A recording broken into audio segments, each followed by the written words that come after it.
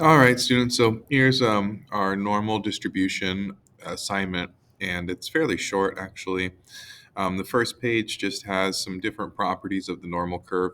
Many of these are things that you've seen before that shouldn't really be surprising, but you can go back and refer to this if you need. As you scroll down, you see some different practice problems, and a lot of these practice problems are honestly just things you need to do on your calculator.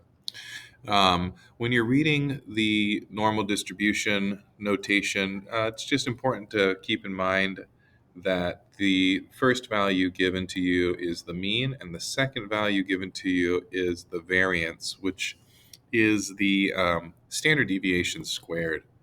So it's a little bit annoying sometimes because in our um, sort of normal talking, we usually talk just about standard deviation, but for whatever reason, the book has defined the second number as the variance, which is the standard deviation squared right there. I should have written variance. So when you're looking at question one, the standard deviation is 3. Now, question two, standard deviation is 8. Question three, the standard deviation is 3. So just be careful with that. Okay, so then what you're going to be using on almost all of these problems is on your calculator. It's called the norm CDF, or the other option right below that is the inverse norm. And I'll show you how to do that. So let's look at question one. X is a normal distributed random variable with a mean of 2 and a variance of 9.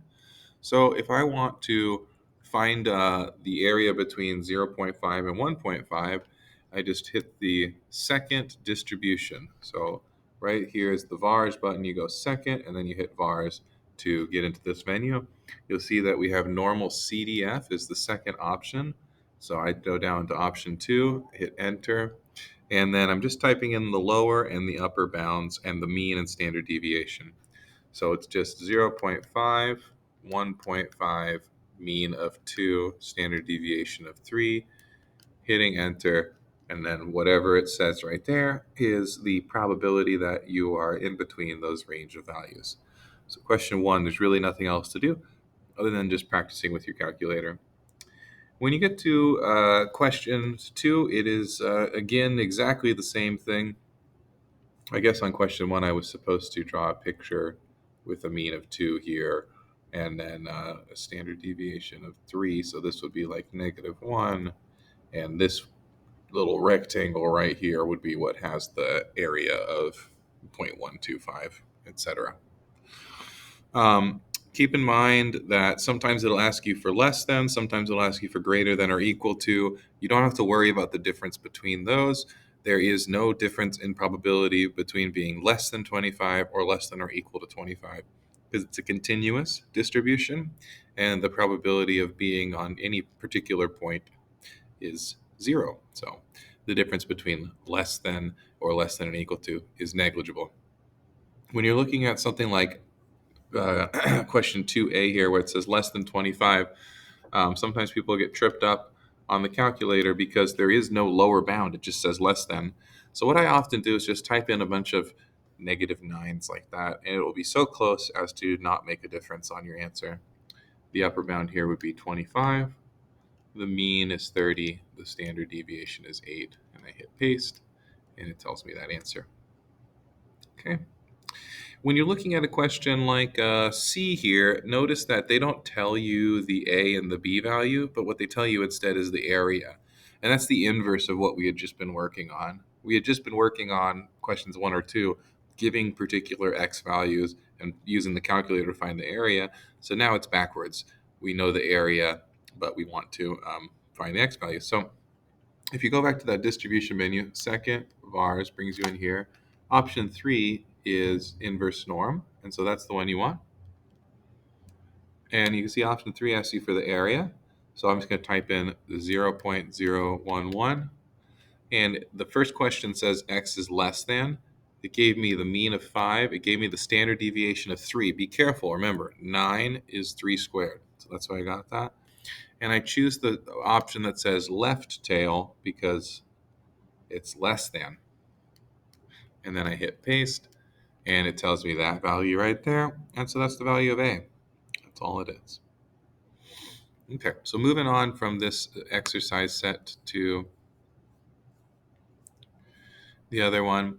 So sometimes they won't tell you the mean or the standard deviation. And in that case, you want to resort to our good friend, the Z-score. So the Z is something that allows you to take any normally distributed variable x and convert it to a standard normal distribution, which has a mean of 0 and a standard deviation of 1. So I'll look at question 1 here. They tell us that the mean is 8, and they don't tell us what the standard deviation is.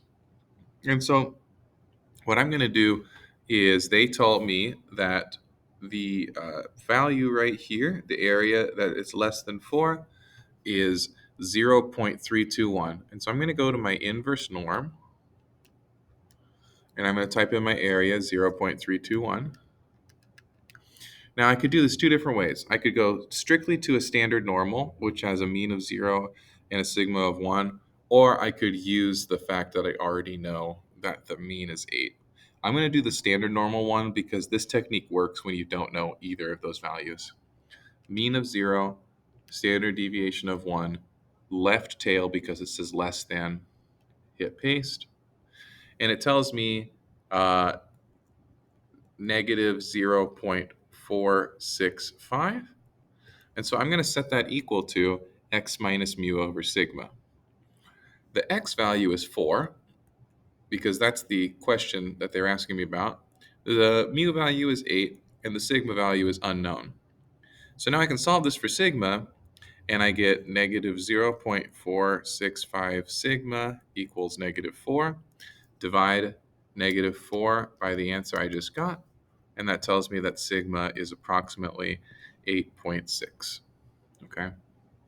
For question 2 and so on, it's really similar where you're using the inverse norm or the normal distribution, cumulative distribution function, depending on what values you know. So I'll just show you real quick this one here. So we know that the probability that x is less than 1 is 0.345. So I'll go distribution, inverse norm, 0.345. That's a left distribution. So here's what my screen looks like. And that gives me this Z-score. So negative 0.398, I guess 399, is equal to 1 minus mu over sigma. And then I use the very similar sort of thing for the less than 3.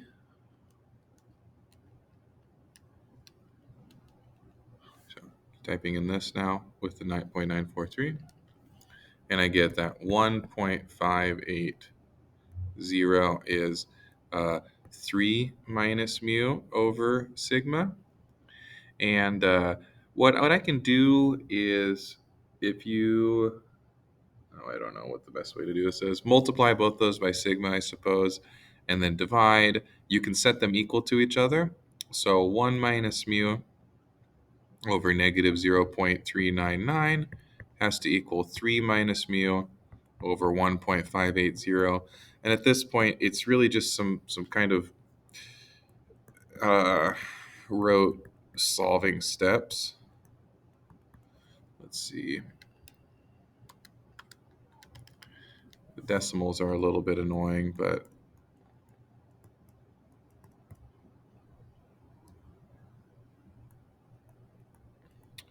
and then I'm going to get my mu's on one side. So let's see, 1.58 plus 0.399, and that tells me that I have 1.979 mu, and on the other side I have 1.58 plus 1.197, and that makes 2.777. So I'll divide that by 1.979, and I get that mu is 1.403.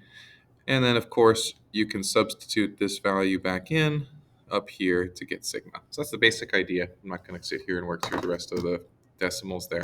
So just practice with your calculator, practice knowing if you're doing norm CDF or inverse norm. Thanks for watching. Please comment or ask if you got any questions.